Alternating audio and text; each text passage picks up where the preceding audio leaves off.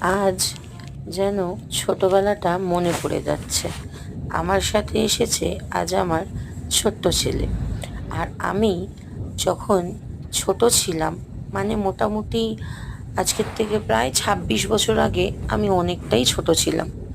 তো সেই সময় আমি এসছিলাম বাবার সাথে বেশ কয়েকবার দার্জিলিং, গ্যাংটক, ছাঙ্গু, পেলিং এই সাইডের পুরো সব কিছু কভার করতে।